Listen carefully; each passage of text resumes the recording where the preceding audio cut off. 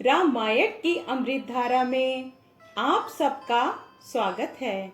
सभी सुनने वाले सज्जनों को जय सिया राम जी। रामायण के पिछले भाग में आपने वहां तक सुना था जब चील, कौआ आदि पक्षी और सियार कठोर और भयंकर कट कट शब्द कर रहे हैं।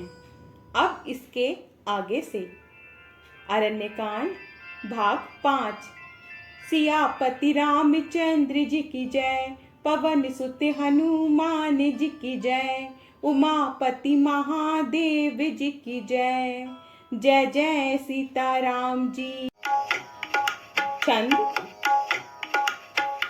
कट कट ही जम्बुक भूत, प्रेत पिशाचे खर पर संचही, बेताले वीर कपाले ताल बजाई, जोगिनी नंचही रघुवीरे पान प्रचंडे, खंडई भट्टन के उर्भुज सिरा, जहते परहि उठ लरहि धर धरु धरु, करहई भय कर गिरा। अब इसका हिंदी में अर्थ समझिए। सियार कट कटाते हैं, भूत प्रेत और पिशाच खोपड़ियां बटोर रहे हैं, वीर बेताल खोपड़ियों पर ताल दे रहे हैं और योगनियां नाच रही हैं। श्री रघुवीर जी के प्रचंड बाण योद्धाओं के वक्ष स्थल, भुजा और सिरों के टुकड़े टुकड़े कर डालते हैं। उनके धड़ जहां तहां गिर पड़ते हैं, फिर उठते हैं और लड़ते हैं।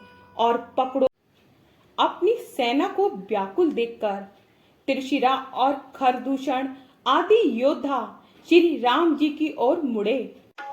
छंद।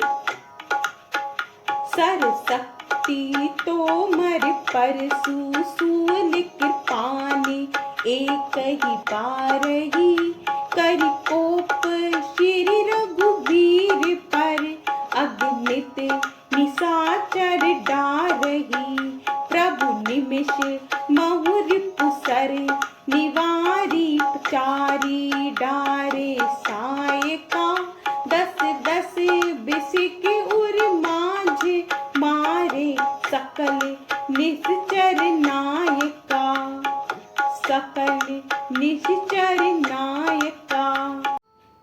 अनगिनत राक्षस क्रोध के बाण, शक्ति तोमर, फरसा, शूल और कृपाण एक ही बार में श्री रघुवीर पर छोड़ने लगे। प्रभु ने पल भर में शत्रुओं के बाणों को काट कर, ललकार कर उन पर अपने बाण छोड़े। सब राक्षस सेनापतियों के हृदय में 10-10 बाण मारे।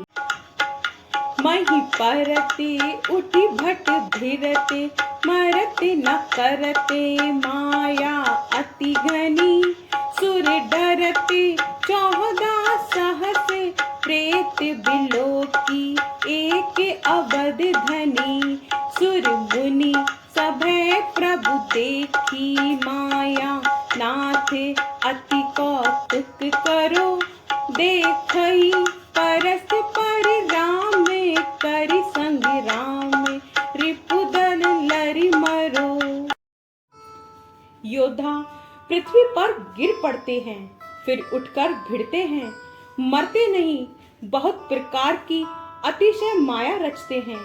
देवता ये देखकर डरते हैं कि प्रेत राक्षस 14,000 हैं और अयोध्या नाथ श्री राम जी अकेले हैं। देवता और मुनियों को भयभीत देखकर माया के स्वामी प्रभु ने एक बड़ा कौतुक किया, जिससे शत्रुओं की सेना एक दूसरे को राम रूप देखने लगी और आपस में ही युद्ध करके लड़ मरी। दोहा। राम राम कहि तनु तजहि, पावहि पद निर्वाण, करि उपाय रिपु मारे, छन महु कृपा निधान, सियापति रामचंद्र जी की जय।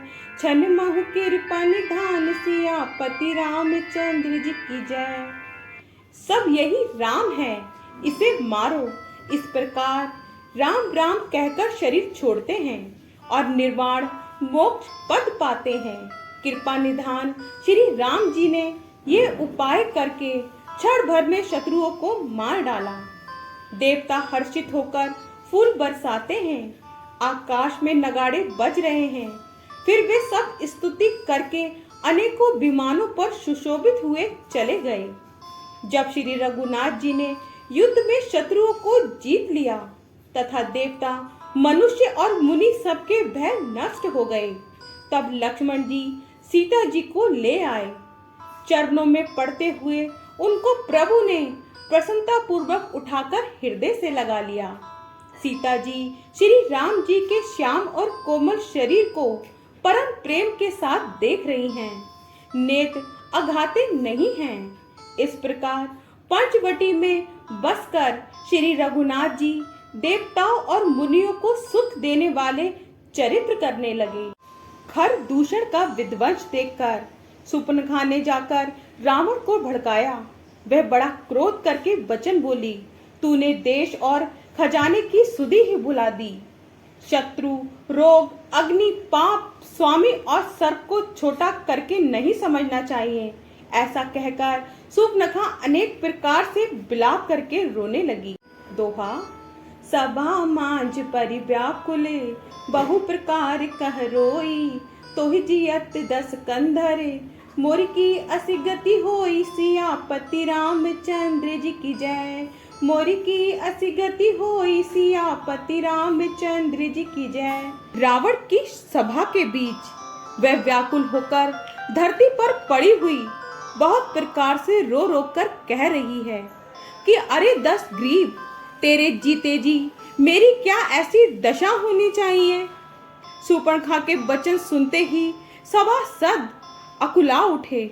उन्होंने सुपर्णखा की बाह पकड़कर उसे उठाया और समझाया।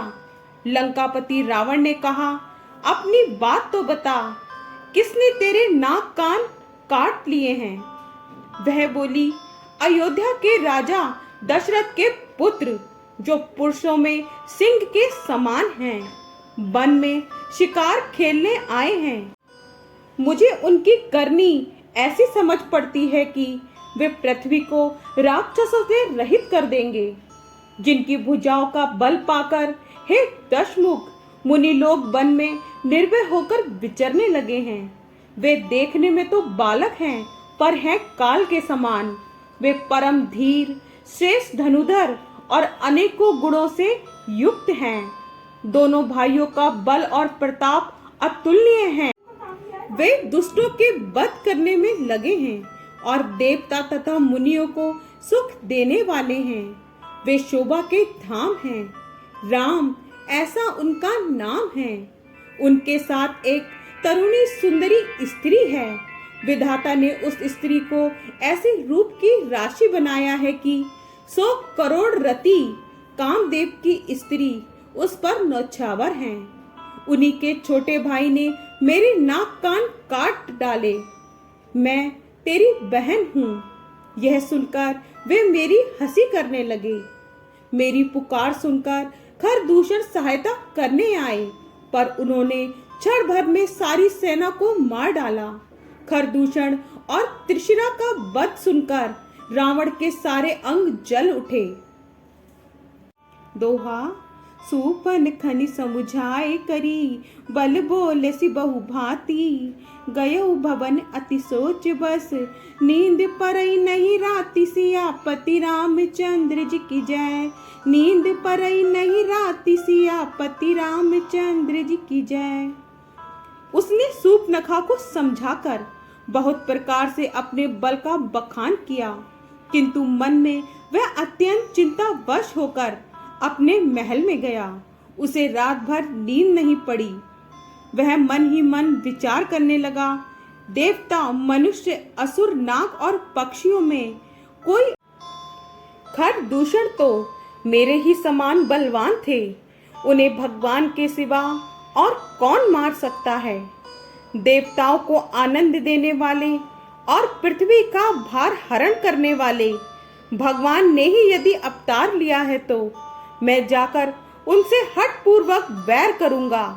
और प्रभु के बाण के आघात से प्राण छोड़कर भव सागर से तर जाऊंगा।